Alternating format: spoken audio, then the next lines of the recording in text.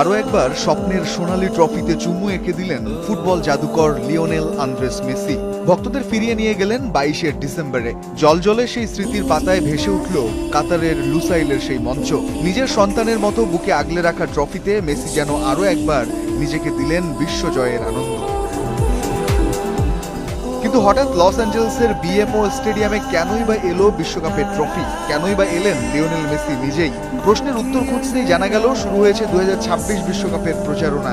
আর তাই অ্যাডিডাসের স্পন্সরে ও ফিফার আয়োজনে মেসি ও বিশ্বকাপ ট্রফিকে মিলিয়ে দেওয়া হলো আবারও। যে আয়োজনে ছিলেন মেসির ভক্ত ও এনএফএল এর দল কানসাস সিটি চিফের কোয়ার্টারব্যাক প্যাট্রিক মাহোমেসো। 2026 বিশ্বকাপ অনুষ্ঠিত হবে যুক্তরাষ্ট্র, মেক্সিকো ও কানাডায়। বর্তমানে মায়ামির হয়ে খেলা মেসিকে তাই লস অ্যাঞ্জেলেসে পাওয়া খুব একটা কঠিন হয়নি। এছাড়া মেসিদের সামনে এখন কনকাকাফ চ্যাম্পিয়ন্স কাপের কোয়ার্টার ফাইনালের ম্যাচ।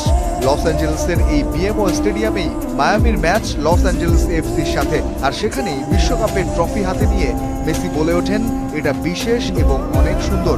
ওই অনুষ্ঠানে মেসির পাশাপাশি ছিলেন ইতালির বিশ্বকাপ জয়ী কিংবদন্তি আলেসান্দ্রো দেল পিয়েরো ও জার্মানির বিশ্বকাপ জয়ী সাবেক স্ট্রাইকার ও কোচ ইউর্গেন ক্লিন্সম্যান। বয়সটা 37।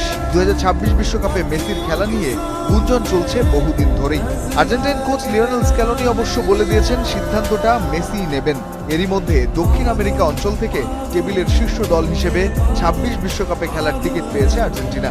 এখন ভক্তদের অপেক্ষা বিশ্বকাপের মঞ্চে মেসি জাদুতে আরও একবার হারিয়ে যাওয়ার। রঞ্জন শান্ত, যমুনা স্পোর্টস।